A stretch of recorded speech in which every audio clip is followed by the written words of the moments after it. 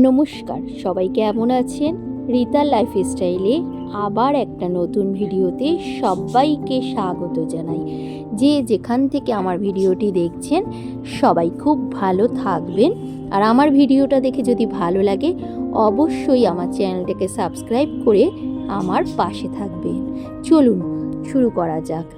চলে আসলাম আজকে সরস্বতী পুজোর প্যান্ডেল দেখতে।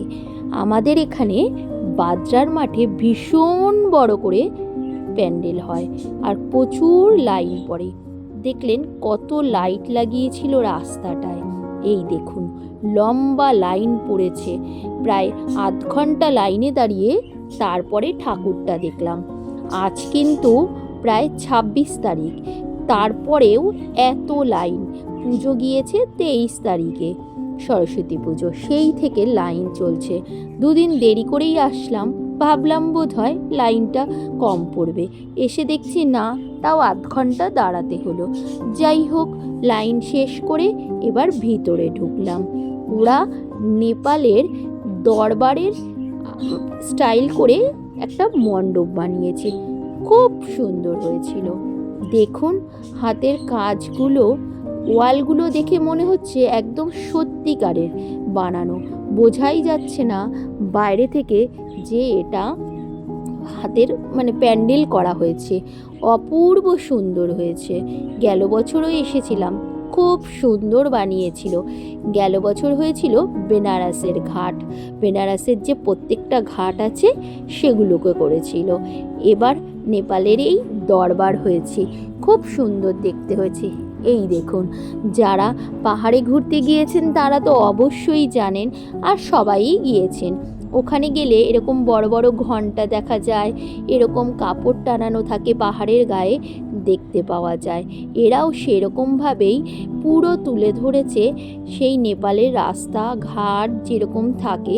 নেপালে তো বহু মন্দির আছে, সেই একটি মন্দিরের থিম নিয়ে এরা এই মণ্ডপটাকে সাজিয়েছে।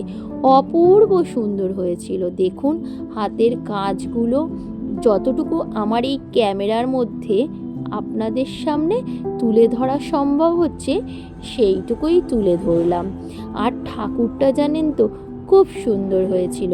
চলুন ঠাকুরটাকে আগে দর্শন করে প্রণামটা সেরে নিই। এই দেখুন কি সুন্দর দেখাচ্ছে ঠাকুরটাকে, মা সরস্বতীকে অপূর্ব সুন্দর লাগছে।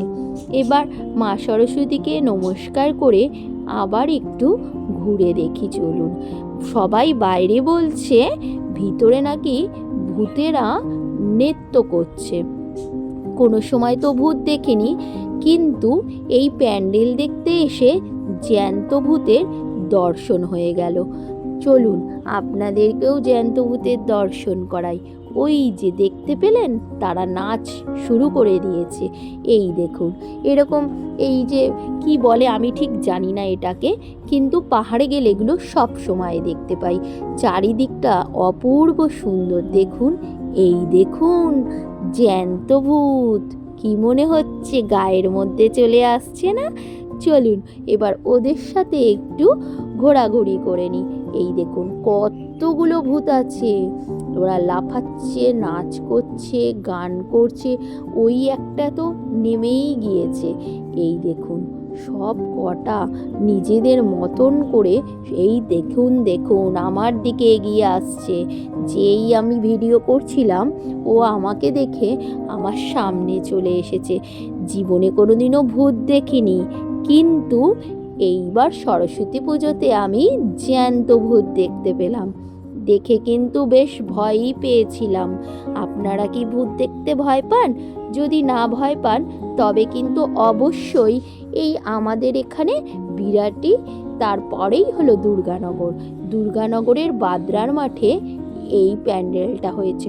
অবশ্যই একবার এসে এই জ্যান্ত ভূতটাকে আপনারা দেখে যেতে পারেন, আপনাদের খুব মজা লাগবে। আমার কিন্তু দারুণ লেগেছিল, জানেন তো, এত সুন্দর ওরা নাচ করছিল, লাফাচ্ছিল, কথা বলছিল, খুব দারুণ মজা লেগেছে। এই দেখুন একজন আঙ্কেল তার সাথে হাত মিলাচ্ছে আর ফটো তুলছে। আর পাশেই অনেক বাচ্চারা ছিল, বেশ ভালোই ভয় পাচ্ছিল। চলুন এবার ওদের যে সিকিউরিটি গার্ডরা রয়েছে তারা বলছে আপনারা একটু এগিয়ে যান।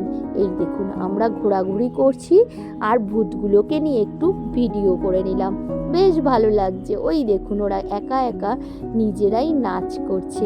প্যান্ডেলটা না খুব সুন্দর হয়েছিল, অপূর্ব সুন্দর লাগছিল। এইগুলো দেখুন, ওরা সেই পাহাড়ের রাস্তায় গেলে সব জায়গায় এগুলো দেখি আর হাত দিয়ে নাড়াই। এখানেও ঠিক মনে হচ্ছে না যে এটা বানানো হয়েছে। অপূর্ব সুন্দর লাগলো ভিতরটা। এবার বেরিয়ে পড়লাম। সামনেই অনেক মেলা বসেছিল, বিভিন্ন রকম জিনিসপত্র পাওয়া যাচ্ছিল। আর আমরা তো একটু মেয়েদের গয়নার দিকে, ক্লিপ, চুড়ি, গলার হার এইসব দিকেই নজর যায়। যাই হোক, ক্লিপের দোকানে এসে খুচখাচ দেখাশোনা করলাম, কিছু একটু কিনলাম, বিশেষ কিছু কিনিনি, একটা ক্লিপ কিনেছিলাম। আর এখানে দেখছি অনেক রকম জিনিসপত্র রয়েছে। এবার ঘোরাঘুরি করে কিছু কেনাকাটা করে দেখলাম পাশে ফাংশন হচ্ছে।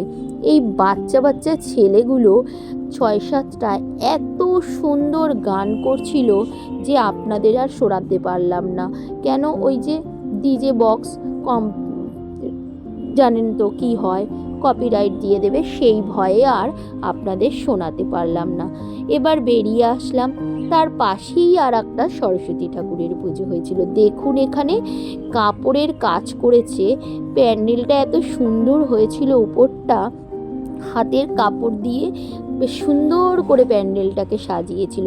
আর ঝাড়বাতিটা মধ্যিখানে দিয়েছিল, অপূর্ব সুন্দর লাগছিল। আর ঠাকুরটাকে তো দেখালাম, এত কিউট দেখতে, খুব মিষ্টি লাগছিল এখানের মা সরস্বতীকে। এই প্রত্যেকটা ঠাকুরের অপূর্ব সুন্দর দেখতে হয়েছিল এখানে। আর মা সরস্বতীর হাতে আবার একটা বই দিয়ে রেখেছে। এবার চলে আসলাম তারই পাশে আরেকটি পুজোতে। এখানেও মা সরস্বতীকে বেশ কি বলবো, সুন্দর লাগছে। এখানের মা সরস্বতীর চোখগুলো হলো মা দুর্গার মতন টানা টানা, আর বীণাটা কেমন সুন্দর করে হাতে দিয়েছে, দেখে মনে হচ্ছে যে বাজাচ্ছেন। অপূর্ব সুন্দর লাগছে মা সরস্বতীকে। এই প্যান্ডেলটাও জানেন তো খুব সুন্দর হয়েছিল। দেখুন হাতের কাজ এত সুন্দর ছিল। এটা ঠিক ওই ফিল্ম আর্টিস্টদের নিয়ে বিভিন্ন রকমভাবে সাজিয়েছিল। প্রত্যেকটা ভালো ভালো নামি ফিল্ম আর্টিস্টদেরকে ছবির মধ্যে করে দিয়ে এখানে বেশ ডিজাইন করে সুন্দর করে সাজিয়ে রেখেছিল। অবশ্যই অনেকের মুখ দেখা যাচ্ছে, বুঝতেই পাচ্ছেন তারা কারা কারা আছে। ফিল্মের জগতেটা যেরকম থাকে ফিল্ম আর্টিস্টদের, সেরকম টাইপের একটা ওই ওদের হবি যেরকম হয়, যেখানে সব কিছু কি বলবো আপনাদের, ওই প্রোডাকশান বলে যেগুলোকে, সেরকম একটা থিম বানিয়েছে এখানে। এবার যাই, বাড়ি ফিরে আসলাম। এবার এটা হলো পরের দিন সকালবেলা। কি কিনেছি সেটা দেখানোর জন্য ভিডিওটা শুরু করলাম। এই যে একটা ক্লিপ আর মাথায় দেওয়ার একটা ফুল, এইটুকুই কিনেছিলাম, আর খাবার জিনিস। তবে আজকের ভিডিও এখানেই শেষ করছি।